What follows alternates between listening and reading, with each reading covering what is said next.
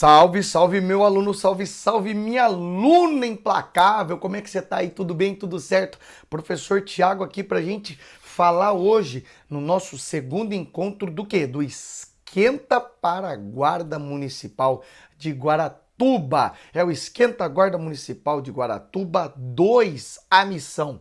Hoje nós vamos falar de uma parte de atualidades mais envolvida com o edital aí, o último edital, claro, quando sair o novo edital a gente já fica ligado nos ajustes que vamos fazer, mas já imaginando o seguinte, pode ser a mesma banca, pode ser a Unioeste, e é claro, como eles já lançaram para nós, aí para a gente já tendo uma ideia do que eles podem cobrar de atualidades, pois bem, vamos ver direitinho aqui, ó, esse panorama da banca, vamos ver direitinho como que a banca pode nos dar aí, qual que são as especificidades, se ela gosta, por exemplo, ela pega um texto grande, ela pega ali algo que vem da grande mídia e, é claro, os assuntos, tá?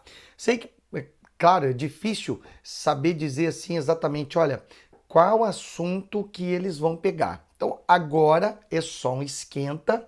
Na aula passada, né, você viu aí na primeira aula, o Esquenta Guarda Municipal de Guaratuba 1, eu falei aí com você sobre a parte de atualidades mais do mundo, né, mais, digamos assim, gigante. Envolve alguma coisa sobre o Brasil? Envolve, porque hoje não tem como você conseguir separar tudo isso, mas, claro que tem alguns assuntos que são mais diretamente endereçados ao Brasil, ao mundo, tem alguns que têm relação lá com países, como por exemplo, guerra Rússia e Ucrânia. Aí tem as suas questões mais incisivas, mais evidentes ali, mas isso não deixa simplesmente uma situação apenas envolvendo Rússia e Ucrânia, porque é uma situação que vai acabar tendo consequências no mundo todo. Mas hoje vou tratar com você de algumas situações mais originalmente brasileiras. E você vai ver que como a banca já coloca para nós ali, ó, a banca coloca situações relacionadas, por exemplo, né, quando a gente fala da banca, a gente está falando de assuntos relacionados ali, tópicos relevantes e atuais de diversas áreas, tais como segurança, tá lá, ó, segurança, transporte, política, economia, sociedade, educação, tecnologia, energia, relações internacionais. Eu vou pular aqui, ó, e suas vinculações históricas. Aí você já pode ficar imaginando assim, não tá aqui, mas vai ter questões relacionadas à cultura, vai ter questões também relacionadas aí a aspectos, tá, sociais, tranquilamente. Por isso que eu trouxe para você hoje aqui nessa análise, nesse esquenta, estamos apenas esquentando os tamborins, piazada, tá? É simplesmente aí algo mais voltado ao Brasil. De novo, repetir aqui, ó, para você entender como é que a banca se comporta, tá? A Unioeste, e já com base naquilo que ela soltou para você, tá? Claro, eu quero pedir para você, dá aquela moral para nós aí, ó, vai lá, deixa o likezinho nessa aula, é muito importante pra gente. Segue aí, ó, tá? Segue o Implacável, vai lá também, se inscreve no canal da Implacável Concurso, você vai lá, procura Implacável Concurso no Instagram, e para você, claro, que quer tirar alguma dúvida, quer mandar alguma pergunta, vai lá no meu Instagram, @professor Tiago Pereira, fica muito bem à vontade para você também, é claro, me seguir lá no Instagram, e se tiver alguma dúvida, pode mandar para nós lá, tá? Vamos ver o que nos espera hoje aqui, ó. Dá uma ligada, porra! Essa aqui é grande, hein? Olha que anunciado grande. De vez em quando, esta banca marota costuma colocar textos grandes aí, tá? Se liga lá, ó. Nos próximos 8 anos, o Brasil pode se tornar a primeira grande economia de média ou alta renda a alcançar a neutralidade de carbono. Neutralidade de carbono. Isso aqui é um assunto muito importante porque ele tem uma relação com a questão da sustentabilidade. Deixa eu voltar rapidinho só para sublinhar aqui, ó, só para sublinhar no edital, olha aqui, ó, desenvolvimento sustentável. Então, quando se fala no desenvolvimento sustentável, você já deve ficar impressionado. Opa, importante isso aqui, hein? desenvolvimento sustentável, ecologia e suas interrelações. Bora voltar ali para a questão, ó. Tá bom. E ao mesmo tempo, acelerar o seu crescimento econômico em 100 a 150 bilhões de dólares, 100 a 150 bilhões de dólares anuais ao PIB adicionais ao ritmo de crescimento atual, né? Considerando o crescimento atual de 2,5% ao ano. O potencial de mitigação, ou seja, diminuição de emissões de carbono equivalente, o CO2, é de 1,3 gigatonelada até 2030. Então, tem esse objetivo, né, de diminuir nessa grandiosa quantidade de 1,3 gigatonelada até 2030. Com isso, o país será um exemplo concreto ao mundo de prosperidade econômica sustentável. Para as próximas décadas, modelo que pode inspirar todo o sul global. É o que diz o relatório apresentado nesta quarta-feira na conferência, olha lá, ó. Vou até mudar de cor, tá? Vou até colocar um verde aqui, ó. Conferência das Nações Unidas sobre as mudanças climáticas, tá? A COP27, que foi realizada no Egito, ao lado de Carlos Nobre, Ilona Szabo e Wanda Witoto. Segundo os cálculos, o Brasil pode mitigar 1,3 gigatonelada de carbono até 2030, quantidade superior à sua própria pegada atual de carbono, e contribuir com cerca de 1,9 gigatonelada em excedente de carbono para o resto do mundo até 2050. Quando a gente fala em COP27, automaticamente, né, acende aquele alerta. Opa, COP27?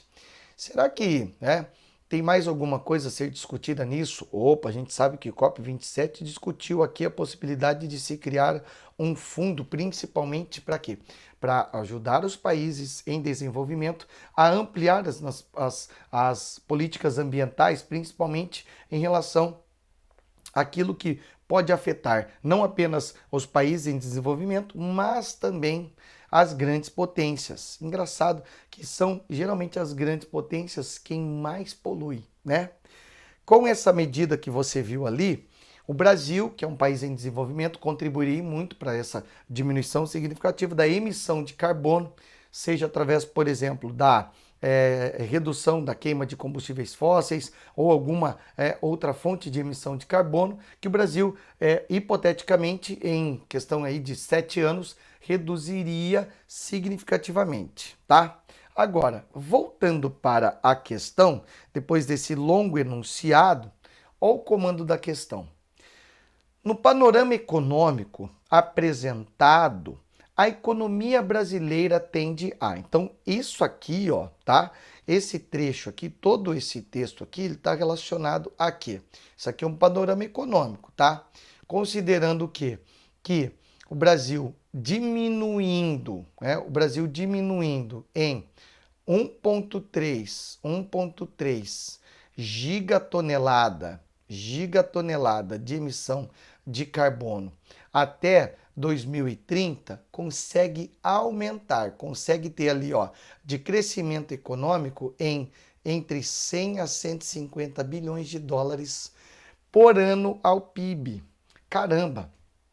Então, o Brasil, se fizer isso, a economia brasileira tende a, letra A, abandonar o projeto de extração de petróleo do pré-sal e focar na substituição de combustíveis fósseis.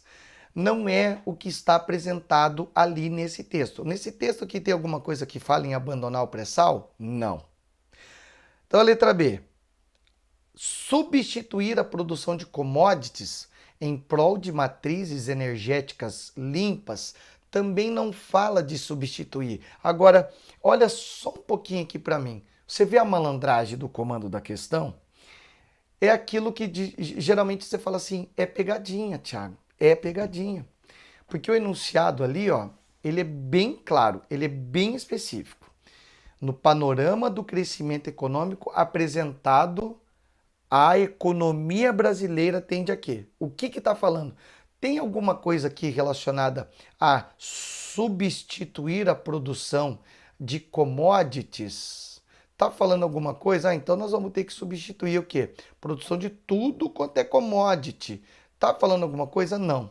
Outra coisa, tem alguma política de sustentabilidade ambiental que prevê, então, que para que um país possa diminuir significativamente as emissões de carbono, ele tem que parar, por exemplo, tem que parar com tudo, tem que parar aí de produzir soja, por exemplo? Tem alguma coisa? Olha, pode ser até que exista algum estudo, pode ser que exista alguma coisa vinculada a isso, mas no texto não fala. Então vamos voltar ali, ó, vamos voltar para as alternativas. Letra C. Aprofundar o dilema entre desenvolvimento econômico e preservação ambiental. A ideia é aprofundar o dilema entre desenvolvimento econômico e preservação ambiental? Não. A ideia aqui é resolver esse dilema, tá? Como que faz para resolver? O que está sendo apresentado aí no panorama econômico está relacionado à letra D. Galgar a liderança de um novo paradigma econômico baseado no carbono. Então, para que o Brasil pudesse mudar substancialmente isso, inclusive, sendo líder nesse processo, olha aqui, ó, olha o começo do texto. O Brasil pode se tornar a primeira grande economia. Tiago, malandragem da questão. Poxa, eu não sabia desse estudo, eu não tinha noção desse estudo. Tudo bem, mas ele faz parte de algo que está sendo muitíssimo discutido aí, ó, nos momentos mais recentes da atualidade. Agora que você teve essa noção, fica com o comando da questão no panorama econômico apresentado, tá? De acordo com o texto, pronto, matou a charada, matou a questão, tá ali, ó, galgando a liderança de um novo paradigma econômico baseado no carbono, ou seja, reduzindo a emissão de carbono. Tranquilo, suave.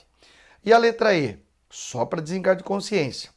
Colocar o país sobre risco de intervenção internacional e ingerência nas decisões autônomas. Não tem que colocar o Brasil para ser comandado por outro país. Isso não está sendo apresentado no texto. Então, ficamos aí na número 1 com a letra D. E o que mais que nós temos aí pela frente em se tratando de atualidades envolvendo o Brasil? Ó, Unioeste, da mesma maneira que muitas outras bancas, mas a Unioeste em específico, gosta muito de assunto relacionado aqui, ó, a questões culturais. Nesse caso aqui, essa questão está trabalhando com o seguinte, olha só. Na Academia Brasileira de Letras, ABL, a eleição de pessoas ligadas a outras áreas da cultura, como ocorreu recentemente, é muitas vezes criticada. A alegação é de que só escritores poderiam se inscrever na Academia Brasileira de Letras, mas o debate vem desde a fundação da academia no final do século XIX. Basicamente, ó, retirado aqui, ó, de uma revista de grande circulação, tá? Claro que com algumas adaptações aí pela frente. Tudo bem. Em 2022, tomaram posse como novos imortais da Academia Brasileira de Letras. Luiz Fux, ministro do Supremo, e Glória Menezes? Não entrou aí, tá? Nem o Luiz Fux, nem Glória Menezes.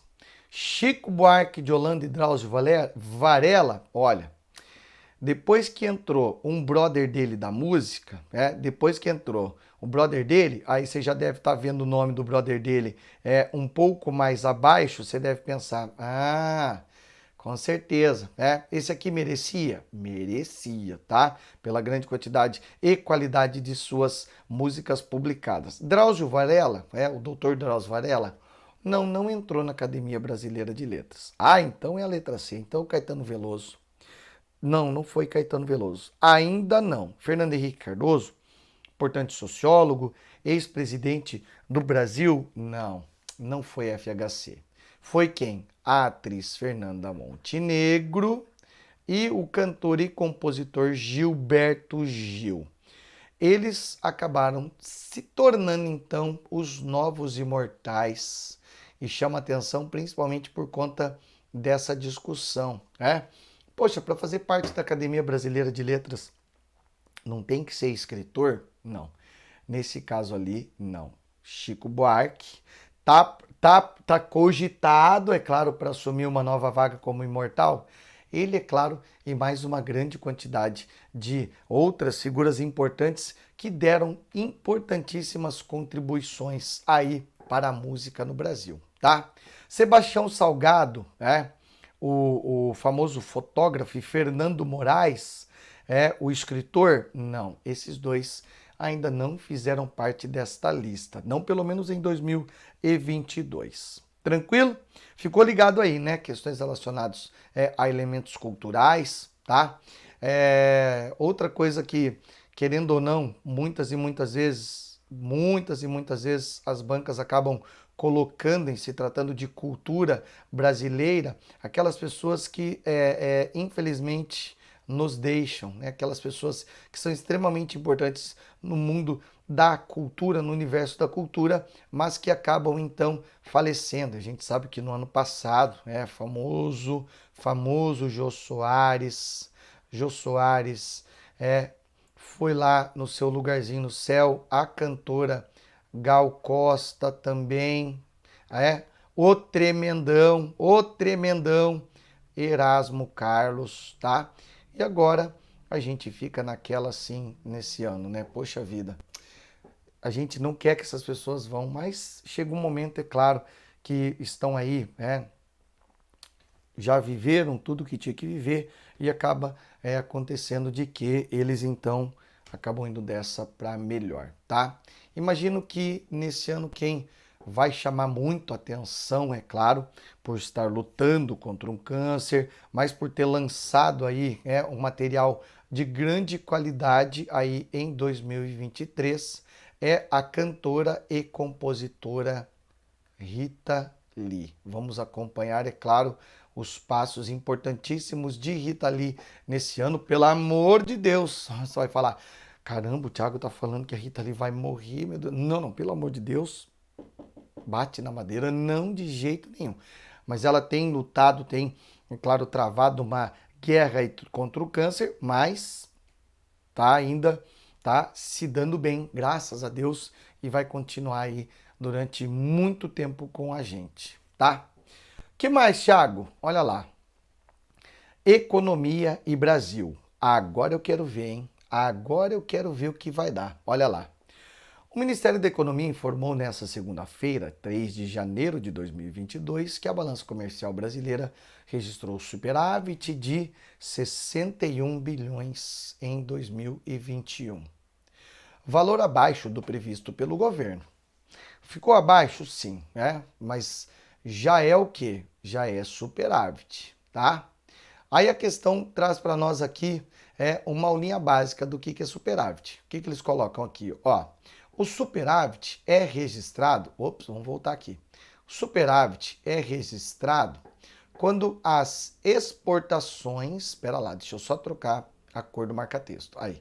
Quando as exportações superam as importações, tá? Você entendeu ali, né? O que é superávit? Superávit é quando você exporta mais do que importa, ou seja, vender mais, comprar menos. Aí eu vendo mais produto, significa que vai entrar mais dinheiro, vai entrar mais pila pro caixa, tá? Isso significa que é maravilhoso. Olha lá, ó. Então, teve superávit de 61 bilhões. Foi abaixo do previsto? Foi, mas ainda assim é superávit. Quando acontece o contrário disso, ou seja, quando acontece o contrário, tá? Quando as importações superam as exportações, aí o resultado chama-se déficit. Aí é quando basicamente fica em dívida, quando o país compra mais coisa e vende menos coisa. O que acontece? Vai ter que tirar dinheiro de algum canto para pagar, tá bom? Entendeu o que é déficit? Entendeu o que é superávit? Show de bola. Tirado também ali, ó, informação retirada de um veículo de comunicação de grande circulação, olha aqui, ó, tirado aqui ó, de um site de grande circulação nacional, tá? O que mostra basicamente que as bancas geralmente procuram ali colocar o quê? Coloca a fonte, para você não ficar naquela ali assim, ixi, estão inventando. Não, não, não. Grandes revistas, grandes canais de comunicação, rádio, enfim, tá tudo ali, nacionais e internacionais. Agora vamos para o comando da questão. No que se refere à balança comercial brasileira, no que se refere à balança comercial brasileira. Letra A. A redução do superávit está relacionada à menor exportação de automóveis. Olha, a gente sabe que entre 2020 e 2021 houve um aumento da venda de automóveis. O que não aconteceu foi a produção. Por quê? Porque naquele momento em que o mundo estava literalmente fechado por conta da pandemia, foi difícil para os países venderem, ou seja, exportarem os seus componentes para fabricar os carros, para montar os carros. E aí teve uma diminuição significativa? Teve. Mas isso não foi esse o principal fator, até porque a exportação de carros não é aquilo que deixa a balança comercial brasileira em déficit. O que mexe com a balança comercial brasileira está relacionado a commodities, tá? Ou seja, matérias-primas, tá? Voltando para a questão. Letra B. O superávit registrado torna o Brasil o segundo maior exportador do mundo. Não. O Brasil, de longe, é o segundo maior exportador do mundo. O segundo maior exportador do mundo deve ser aí a China, deve ser os Estados Unidos. Com certeza é um país que tem algo que vende muita coisa para o mundo inteiro, tá? O Brasil não é, né? Não é porque teve um superávit que vai ser o segundo maior exportador. Letra C. Quase metade das nossas exportações são produtos industrializados. O que eu acabei de falar para você? Eu acabei de falar para você? Nós estamos falando de commodities. Commodities, tá? O que são commodities? Matéria-prima para transformação. Então a letra C está equivocada. Letra D. O Brasil deixou de exportar produtos para o Mercosul. Deixou não. Pode ter ocorrido o quê? Pode ter ocorrido uma diminuição. Agora, deixar de exportar produtos para o Mercosul, aí não. Tá bom, vamos logo para a correta. Letra E. Nosso principal parceiro comercial é a China. Pô, Thiago, a gente já viu lá na primeira aula, né? Lá na primeira aula desse Esquenta aqui Guaratuba, que os dois principais parceiros econômicos do Brasil são a Argentina, aqui na América do Sul, e a China. E esses dois países são players extremamente importantes na economia brasileira. Por quê?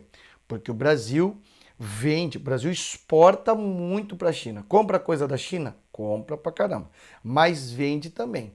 O que vai fazer com que de vez em quando a balança comercial brasileira fique favorável. Porque nesse caso ali evidenciou que as dificuldades ocasionadas pela pandemia fez o Brasil exportar mais do que importar produtos da China. Tá, mas é só com a China e com a Argentina? Não. O Brasil tem vários parceiros econômicos, mas a China, olha ali, ó, a China ainda é o principal e eu não sei até quando que vai ser o principal, mas percebendo, é claro, que o mundo caminha, ou melhor, o mundo encaminha-se para essa manutenção da China e os chineses não têm pressa para chegarem ao topo, fica tranquilo que vai ser ainda durante um bom tempo, tá? Vamos para a próxima questão? Olha ali, ó. Um assunto que chama muito atenção, não é só no Brasil, mas é no mundo inteiro, tá? 4. O ensino híbrido, também conhecido como semipresencial, trata-se do formato em que parte do conteúdo é trabalhado à distância e outra parte inclui necessariamente espaço físico com atuação e interação presencial entre os envolvidos, professores e estudantes. Para o desenvolvimento da parte à distância na atualidade, são utilizadas plataformas ambientes virtuais de aprendizagem via internet, favorecendo, dentre outros aspectos, que o ensino e aprendizagem ocorram de inúmeras formas em todos os momentos e diferentes espaços. Em relação ao ensino híbrido, é incorreto, olha aqui, ó, é incorreto afirmar que. Letra A. Compete à educação, em conjunto com outros segmentos e atores, propiciar meios para a obtenção de um conjunto de aprendizagens essenciais para a formação e o desenvolvimento integral do sujeito. Claro que compete à educação, obviamente, e ela que tem que fazer com que, através de diferentes conjuntos, chegue com a melhor das qualidades e de uma maneira integral, beleza? Então a letra A tá certa. E a letra B? As tecnologias de informação e comunicação associadas à organização didática proporcionam inúmeras formas de desenvolvimento de metodologias para a realização de práticas pedagógicas, tanto no ensino presencial quanto à distância ou no misto. Então a gente está falando aí de toda uma sistematização que acaba envolvendo o quê? Atividades de uma forma dinâmica para esse aluno literalmente se envolver com o processo. Tá bom, aí você fala para mim, Thiago, a gente viu que a situação criada pela pandemia em relação, é claro, ao processo de escolarização, colocou o aluno para ter o quê? Para ele ter o ensino em casa.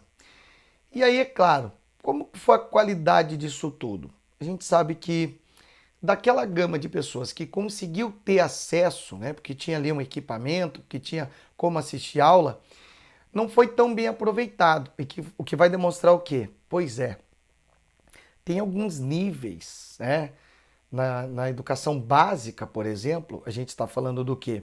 Do ensino fundamental 1, ensino fundamental 2 e ensino médio, não rolou. Não rolou por quê? Porque não foi bem aproveitado isso tudo, e aí, é claro, dados de vários institutos específicos em relação à educação dão conta de que, pois é, essa geração vai ter um pequeno problema, em alguns casos, para recuperar essa sequela vai alguns anos. Por isso, é claro, automaticamente a gente sabe que no Brasil tem uma gama, tem uma área específica, um nicho específico, inclusive de mercado, que o ensino híbrido, ele vai. É onde? Pode ser que seja ali curso técnico, não aquele curso técnico da formação básica, não, aquele que a pessoa já terminou lá o ensino médio, tá? E o ensino superior. Aí o ensino híbrido já vem acontecendo, inclusive, antes ainda da pandemia, tá? Por isso, olha a letra C. A legislação brasileira atual permite aulas à distância na educação infantil. Pensa comigo, como é que o professor de educação infantil vai dar aula à distância para uma criança?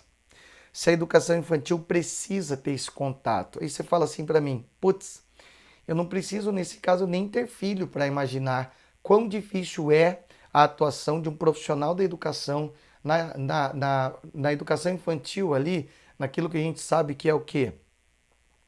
É a antiga pré-escola, Agora a gente está falando dos níveis iniciais, da escolarização da criança. Como é que ele vai fazer? Se muitas das dinâmicas acabam envolvendo o quê? O ambiente presencial. O cara tem que rebolar. Então não vai dar certo. E a legislação brasileira não tem nada na legislação brasileira, não tem nada na lei de diretrizes, tá? Da educação básica, a LDB, que vai defender o quê? Que vai permitir. Então não. Letra C, já achamos a incorreta. Tiago, vamos arrematar o último assunto aí, ó. Último assunto para a gente entender aí, ó, o que acontece em relação ao Brasil. Olha ali, ó. Existe uma maior dificuldade por parte de mulheres pardas e pretas responsáveis por assegurar a alimentação familiar em garantir a segurança alimentar do seu núcleo. A garantia de segurança alimentar no Brasil nos últimos anos tem desenvolvimento cíclico, registrando movimentos ondulares de alta e baixa. O impacto da pandemia no mercado de trabalho fez com que a diferença da taxa de desemprego entre brancos e pretos aumentasse e atingisse seu maior nível desde 2012, quando começou a atual pesquisa do IBGE. Segundo especialistas, isso ocorreu porque a crise provocada pelo coronavírus atingiu principalmente atividades econômicas com maior participação de negros, como comércio e construção civil. Segundo o trecho de reportagem citado, o impacto da pandemia afetou de forma mais acentuada a população negra. Por quê? Letra A. A pandemia foi responsável pela ampliação da taxa de desemprego de negros quando comparada com a de brancos. Tá falando alguma coisa disso ali no texto? Não. Tá falando de quê? Olha a letra D. Os setores econômicos com maior concentração de trabalhadores negros estão entre os que mais sofreram perdas no período. Olha aqui, ó. Olha aqui, ó. A crise provocada pelo coronavírus atingiu principalmente atividades econômicas com maior participação de negros, como comércio e construção civil. Pronto. Aí para você matar, o detalhe é aqui, ó. Segundo o trecho de reportagem citado, ou seja, de acordo com o texto. De acordo com o texto. E você vai ver, é claro, né, nas outras afirmações ali que não tem nada descrito no texto a ver com o que tem nas afirmações, tá? Meu aluno, eu deixo você muito à vontade, meu aluno e minha aluna, deixo você muito à vontade para você me procurar lá no Instagram, caso você tenha alguma dúvida, @professor Thiago Pereira, e é claro, estou aqui, ó, à sua disposição para lhe ajudar. E espero que esse conteúdo, esse esquenta aqui, ajude você e motive você a buscar a melhor de todas as plataformas. Implacável Concurso. Para quê? Para você arregaçar nessa prova. Quando ela vir aí, você vai lá moer ela. Certo? Tamo junto? Vamos para cima e vamos quebrar a banca. Beijo grande e até mais.